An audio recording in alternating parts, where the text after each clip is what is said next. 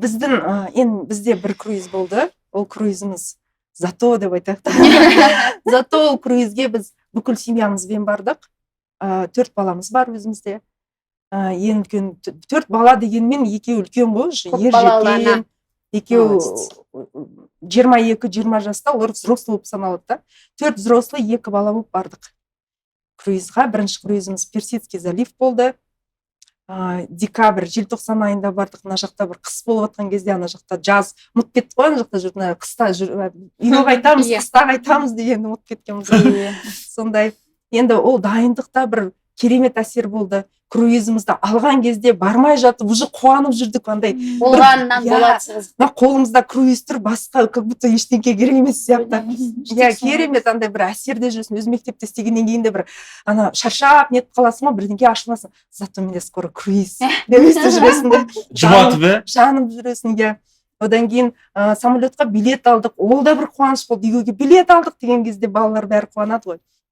Ана кішкентай балаларым әсіресе самолеттер былай ұшқан сайын айтады: мам, когда мы будем летать на самолете? Когда богатый будем, да, деп. Сол жүрегіме тиді. Сол ақша жоқ деп естірткім келмейді да балаға. Енді мына жерде бар ғой, круиз дегенде, арманда болды, саяхатқа шықсақ, отбасымен бірге, бірақ сыймайтын да миға. Отбасымен бірге это керемет ақша керек, невозможно деген сияқты болып тұрды. Списокта бар, армандардың списогында, бірақ ана төмен жақта бір.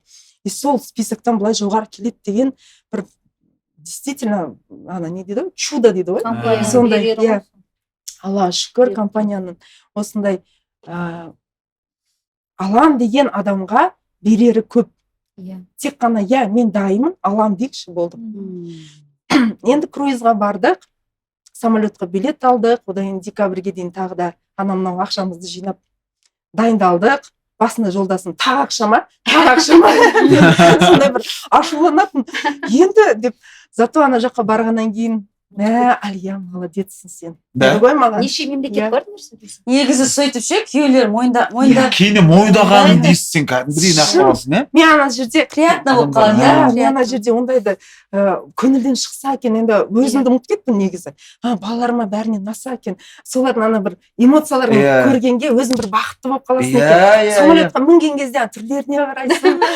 Сондай өзім, қарасам, енді лайнерге біз бірінші күн Доха қаласында болдық, Катар мемлекетінде. Бір күн біз гостиницасында, отельде демалдық. Ол да қол жетімді $100 алтауымыз жаттық. Қаланы араладық. Сол кезде бар ғой, балам енді СДУ-да оқыған, ағылшын тілін оқы керек болады деп жүретін ғой. Ана жерде балам керемет сөйлейді екен. Соғанда көзім жетіп бір не болдым, ондай риза болдым. Не бір әсер алдым ғой, в общем. Қызым да сөйлеу. Қызым түсінеді, бірақ ұялама, сонда баламды жібере берем ғой. Не деді? Не деп сөйтіп.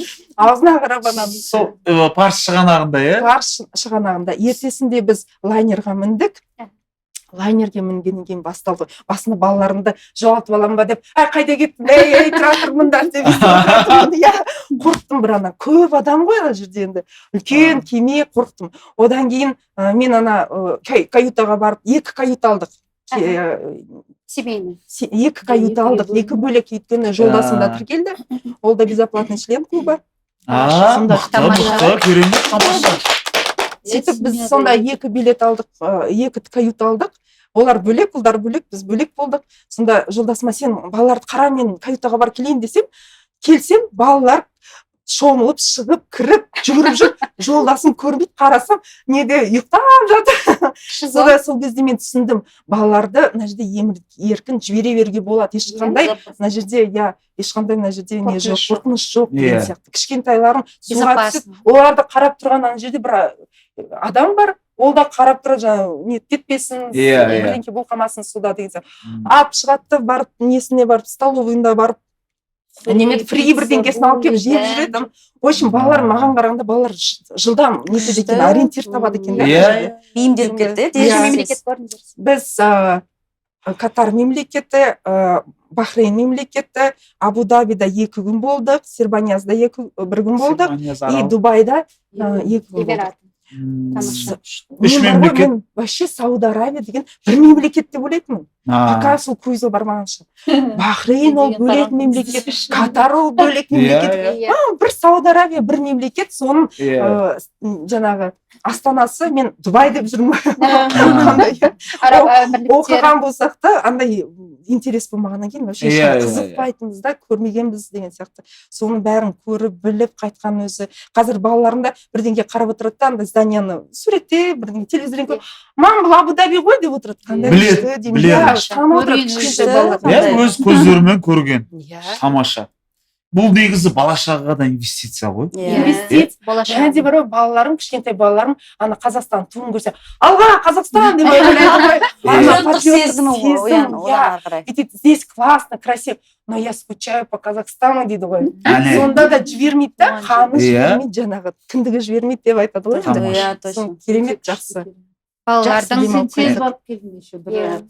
Кірдім айда, уже декабрьде барып келді. Сентябрьдің басына уже круизом.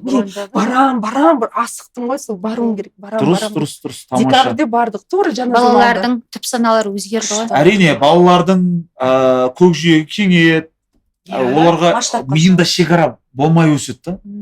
Сондай. Бізге ғой ол, ана баяғыда Алматыға бару деген арман еді ғой. Не сияқты болатын үлкен еді ғой, шетел болып көрінеді. Ана кішкентай балам бір шетелден, индус балама біреумен ойнап жүр. Екеуі білмеймін, бірдеңе түсінеді, сөйлеседі. Мен бір қап-қара баламен ойнадым дейді, өзі бәрі болып отырған. Сен де қарасың ба? Ол менен де қара деп қояды. Тамаша. Өткенде мен ол балама айтамын, давайте киноға барайық. Каникул ғой, балалармен бірге болайын деп ана кішкентайым бірінші оянып алады өзі таңертең. Соған айтым, давайте бүгін киноға барайық десем, мам, ақшаны құртпаңыз дейді. Немене болды десем, лайнерге барамыз. Круизға барамыз. 6 жастағы бала соны түсініп тұр. 6 жастағы не? Мен ұлым 4-те. Былтыр 3 жасында барды ғой круизге. Әлі айтады ғой, мама, тілі ағылшынша шыққанда шип барам дейді ғой, шип. Мама, шип барам дейді, иә. Мәссаған. Әлі айтады, 3 жасында, ойлаңызшы, есінде әлі. 3 жасында? 3 жасында барды. Әлі айтады қазір 4-те, мама, шип барамыз, шип қашан барамыз. Мәссаған, а? Круизный лайнер балалар орындалады ғой. Сонда жаңа есінде қалып қалған ғой, бәрібір де. Ал арқара жалғастырамыз, қандай тағы қызықтар бар круизде? Енді осы жерде отырған адамдар бір круизде болған ғой. Қызықтарды бөлісейік, көрермендер көрсін. Енді мен айтатын болсам, біз Европаға бардық. Мен де басында Персидский залив, бәрі біздің команда бірінші Персидский заливтен бастап атты ғой енді, пандемиядан жақын жер ғой деп барып келдім. А мен Дубайда болғам деп қоям да, как будто бір бәрін араб әмірліктерін көріп тастаған. Ой, жоқ, мен Дубайға бармаймын деп қоям өзімше. Мен Европаға барамын. Сөйтіп созылып жүргенде 1,5 жылдан кейін бірақ бір ойындайсың ба? 2 жыл дегенде бірақ барасың ба?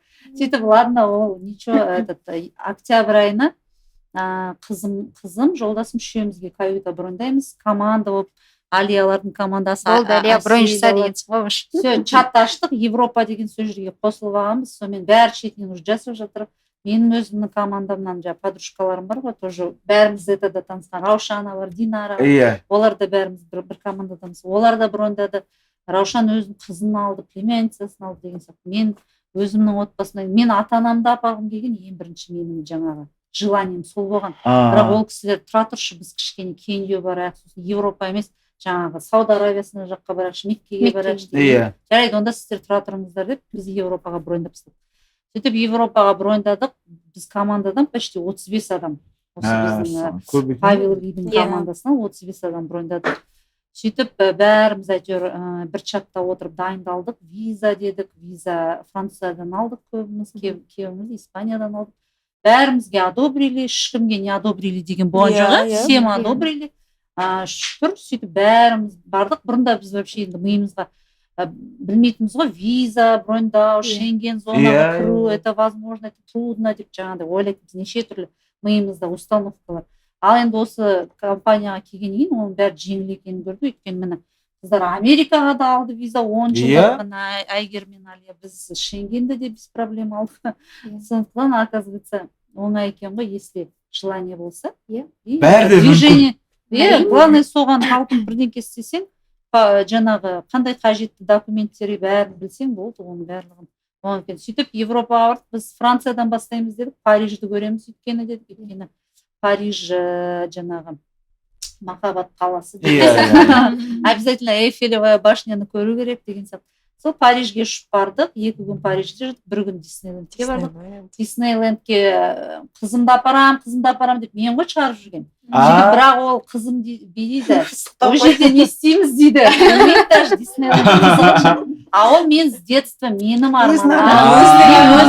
Баланы өтірік алдап жүр ғой. Орындайын. Соны күйеуім айтып қойды, сен өтіріктен Айлинді апарам, бірақ өзің не бала болып жүрсің ғой келіп алып деп. Иә, үндеме деп қой. Сөйтіп, Эльнара, Алиялар дейтін, не істейміз ол жақта? Жоқ, Диснейлендке бару керек. Ол баяғы Микки Маус, Скрудж Макдак, мультфильмдер көрсетіп, солардың персонаждары болады, соларды көреміз, солармен фото түсеміз, бүйтеміз, істейміз. Кішкентай кезімізде армандар. Сөйтіп Диснейлендке барамыз, бір күн Парижді аралаймыз, сөйтіп Канны қаласына барып отырамыз. Тамаша. Керемет. Негізі мықты ол. Кім ойлапты, иә? Иә, кім ойлапты, мысалы ше? Диснейленд. Ол деген кәдімгі баяғыда неден ғана көретін ғой? Мультиктерден ғана көретін ғой. Сондай үлкен парк бар екен, білеміз ғой? Еще ана Тұрсынбек айтпақшы. Басталды мультфильм дейді, Диснейленд мультфильм. Үйге жүгіріп, кіріп кірсек, бітіп атады ғой. Бас кірсеңіз таңғы сағат 8-9-да болатын. Сол үшін ерте оянып мультфильм көретінбіз Диснейден. Представляете, сол армандарымызды біз осы инкрузға келіп армандарымызды орындап жатырмыз. Еще сөйтіп Диснейлендті көрдік, Парижді көрдік, Эйфелева башняны көрдік, содан кейін Канныға бардық. Канны деген қала біз естиміз, тек Каннский фестиваль деген болыпты, сол жерге жаңағы красный дорожкамен звездалар жүріпті деп.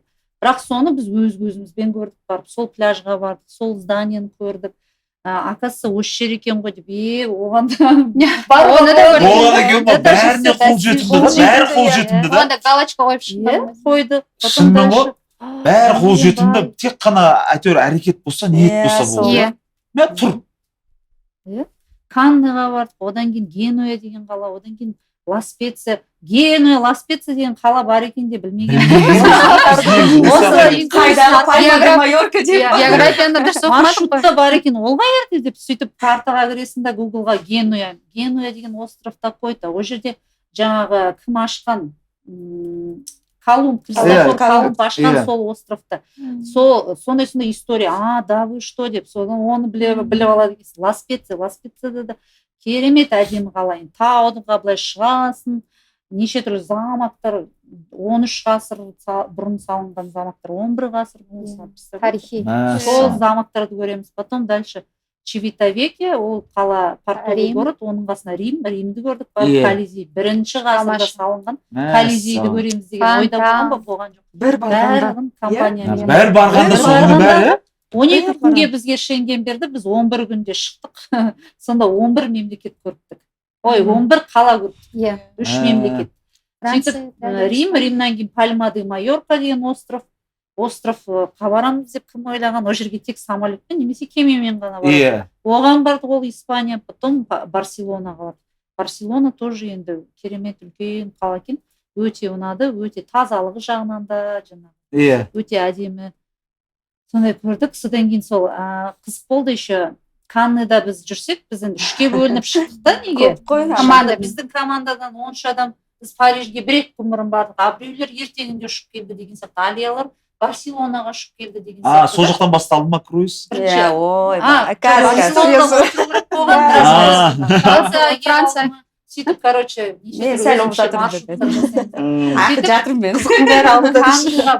отельге заселяемся, түнгі сағат 10-да, и көшеге шығып жүріңдер, енді бір перекус тамақ алайық, кафе бірдеңке бар ма екен деп, көшені аралайық, түнгі Канны деп шығып, жаңа 13 адам шұбырып жүрміз ғой көшеде. Сөйтсек, бір кафе бәрі жабылып, ерте жабылып, Талдықорғанса кішкентай қала екен деп жабылады екен. Қапшағайса Парижде жабылды кафелер. 11 болды, уже жабылып қапты. Блин, не істейміз деп жүрген кезде магазин бар екен, бір магазинге сусын алайық деп кіріп, сөйтіп ол магазиншімен общение, печенье жаз, сендер қайдан келдіңдер, кімсіңдер деп сұрайды ғой. Мы из Казахстана деп, мәссаң, әдемісіңдер, бәрің күштісіңдер деп бақтым. бәрімізге чупа-чупс таратып ана сок алғанбыз ғой, бәрімізге чупа-чупс таратып сөйтіп енді күліп жатсақ біреулер магазин есігі ашық тұр, қазақша сөйлеп біреулер кетіп бара жатыр. Қазақша кім сөйлеп жатыр деп біз қарасақ, біздің қыздар Луканың командасы 10 адам. Олар сол кезде келген ба автобуспен Франциядан. Олар автобуспен келіп түскенде тоже неге кетіп, портқа қарай кетіп бара жатыр екен. Қалай, қазақтар деп айғайлаймыз. Сосын қазақтар мыналар қайдан жүр? Ой, қыз шулап. Қаскелеңде кездескенде де құшақтасып сүйісіп жатсақ, мына кісілерді Алматыда көрмей жүрміз ғой деп. Алеш еще бізде неде Диснейлендтен айтайын да. Диснейлендте алиялар бөлек машинамен барады, потому что бір машинаға сыймаймыз ғой енді. Біз 10 шақты адам бір машинамен барамыз. Бірақ бір гид организатор Ахмет деген гид. Сөйтіп Диснейленд аралап жүрсек, алиялар жүр ғой тоже. Өзіміздің командасын представляете?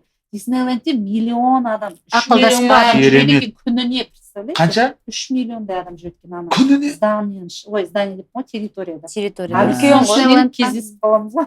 Үлкен екен ғой. Өте үлкен екен. 2 парк бар екен, түске дейін біреуін аралайсың, екіншісін аралайсың. Сондай қызықтар болды енді. Алматыда жүріп кездеспейді, Францияда жүріп кездестік қойылсын. Бәріміз Барселонаға бардық, одан Миланға бардық. Барселонадан түсіп Миланға бардық енді. Барселонадан Миланға дейін 30 мың теңгемен ұшып баруға болады екен. Миланнан қайту бізге ыңғайлы екен Алматыға, арзандау. Сөйтіп Миланды да көрейік, ақыры барғаннан кейін деп Миланға бардық. Сөйтіп 2 күн жүрдік. Ал Миланды көреміз деп Бергамо деген қаланы көрдік, өйткені аэропорт сол жерде екен. Сөйтіп сонымен 12 күн ішіне 11 қала көріп шықтық. Каждый күн. Санасаңыз, кішкентай қала. Қандай күшті, Қандай күшті. Енді қызымның бір круиздің өзінде. Күйеуімнің ризашылығы, қызымның ризашылығы өте керемет. Сол енді балам үшін, ата-анам үшін деп кіргем негізі. Қызыма көрсеттім, енді бұйыртса ата-анама көрсетемін деп ниет отырмын. Дұрыс, ниеттерге жете беріңдер, тамаша. Енді Миккиге бару жоспарда дейсің. Ашылса уже. Әсел, Ол шетелде кеткен қаражатты вообще өкінбейсің. Әрине. Санамайсың, енді қайта өзіңе құясың біліміңе. Инвестиция ғой. Андай, мына жақта кейбір адамдар бар ғой, ой, мен әлі дайын емеспін, жоқ, маған әлі ананы істеу керек, мынау істеу керек дегенде, бұл вложение ғой, бұл да күшті бір вложение, өзін-өзіне. Вложение ғой, соны түсінетін адам бар, түсінбейтін адам бар. Енді жылдап айтамыз ғой біз бұл әңгімені бар келгеннен. Әрине. Жылдап айтасыз. Ақша жинама, осындай естелік жина, воспоминание жина дейді ғой. Сол? Ары қарай жалғастырайық. Әсел. Қандай қызықтар? Бұл негізі саяхат деген ұғымды түсінгенім. Ең басты енді Алматыға келдік, оқыдық. Бірінші менің мақсатым үй алу болды да. Бірінші үй алсам деп армандадым. Соны үйіме жеттім. Одан кейін барып менде уже Инстаграм дамыған заманы болды ғой. Содан таныстарымыздың, жақындарымыздың шетелге шығып жатқандарын көріп, мен де шетелге шықсам ғой деп армандап жүрдім да. Енді оған қаражат керек деген сияқты. Сөйтіп күні-түні жұмыс істеп, солай саяхатым армандап жүріп, Дубай еліне барып келдім ғой. Содан кейін барып мен жаңағыдегі Алияның айтуымен, Алияның шақыруымен, менің группаласым Алияның шақыруымен жаңағы Ингрус компаниясына келіп, сол алғашқы саяхатымды Алиямен бірге, группаласым Алиямен бірге, Айжан бар, барлығымыз, күйеулерімізбен бірге отбасылық болып Европа еліне саяхаттап келдік. Сонда бірінші ойладым, енді тіркелдім Ингруске, енді қашан деп қоямыз ғой, Али айтады, ай сайын үзбей сала берді ғой, үзбей салып жүрген ғой сонда. Үзбей салып жүрген, ештеңе айтпайды ғой, бірақ ай сайын үзбей сала берді. Тез салса тез барады да. Сонымен бір күні бронь жасаймыз, кетеміз деді. Барлықтарымыз күйеулерімізбен баратын болдық. Алияның күйеуі, Айжанның күйеуі, барлығымыз күйеуімізбен баратын болдық, бірақ аяқ асты Алияның күйеуі бармайтын болды. Солай болып қалды енді жағдай. Сонымен бірінші күйеуіме көрсетейін, сосын ары қарай жеңілірек болар деп ойладым да. Сөйтіп бірінші күйеуіммен бірге Европа еліне саяхаттап келдік. Сонда қызықтар, бірінші рет Европаға шығып тұрық қой? Аң-таңбыз, бірінші қалай болады екен деп па? ең бірінші Тіл білмейміз. жоқ тіл Жоқ, білемін ағылшын мен маманы. өзі Ағылшын ағылшын маманы. мұғалімімін. Иә, тіл білемін, ол жағынан қорыққан жоқпыз. Бірінші мен өзім андай тиянақты ұқыпты қараймын да. Аля да сондайға пысық екен, иә. Алдын ала сол шетелге бармас бұрын сол елді зерттеп алған жақсы көремін да. Не бар екен, қандай локациялар бар екен, қай жерге барам. Енді Европаға шығып көрмеген ғой. Сондықтан соның бәрін қарап алдым. Қай жаққа барсақ қандай болады деген сияқты. Сосын Аляда бір-бірімізге топ аштық та бір-бірімізге жіберіп отыр. Көбінесе Аля өте пысық қой енді. Барлық ақпараттарды, барлық документті негізі шын мәнінде Аля жасады. Енді біз бірінші рет Европаға шығып тұрмыз. Сондықтан есімде Алиядан келіп біз Европа бойынша сабатырық, көмектесші, гидтің номерін берші, қайқа барамыз, сен барып келдің ғой деген сияқты. Соның барлығы Алиядан қатты қолдау болды ол кезде. Енді біз ол да түсінген шығар, біз де шетелге шығып, Европаға шығып көрмедік енді. Мен де шығып көрмеген ғой. Бірақ күйеуім жоқ еще қасында. Сен күйеуің болды қасында. Сәл бүйтіп ұстайсың, мен де ұстайтын ешнәрсе жоқ болған жоқ. Сумкамды ұстап алып. Саяхаттарымыз керемет болды. Күйеуімізді жаңағыдай елді көрсетіп, Европаны көрсетіп, дұрыс болды деп санаймын негізі. Көзқарасы қалай болды? Көзқарасы негізі күйеуімде паспорт жоқ, паспорт жасалмаған, шетелге шықпаған, заграничный паспорт жасамаған, шетелге шықпаған. Соны өзім қуандым. Заграничный паспорт жасалды, шетелді көрді, елді көрді. Ой өрісі, көзқарасы шынымен де өзгеріп келді негізі. Өзгерді? Өзгерді ма шетел деген осы екен ғой, осындай екен, күшті екен деген сияқты. Тем более біз ол жерде жаңа достармен шығып тұр ғой, жаңа қасына өзінің серік Айжанның күйеуі болды деген сияқты сөйлесетін. Компаниямен барған сияқты. Еще есіме түсіп жатыр. Әсел бір сөзіңді ойлайыншы, есіме түсіп жатыр да. Біз бірінші Миланға ұшып бардық қой. Сол Генуядан старт Генуя болды кеме. Миланда отельде жаттық 2 күн, бірақ Европада қымбат қой, тамақ қымбат.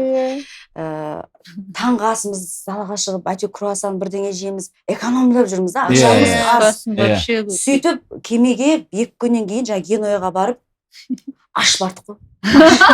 Ашпыз. Кемеге, лайнерге. Иә, уже асып кеткенбіз ғой, Білеміз, кемеде бәрі сөпшілі. Сөйтсем, Рауан көз алдында, Рауан деп жатыр ғой. Мықты бәрі тегін екен. Ашпыз ғой, ер азамат деген шыдамайды ғой тамақ. Талғатта біз енді қыздар бәрібір жаңағыдай ғой, жүре береміз. Перекус. Ер азаматтар тамақ жемей. Анша экономдайық.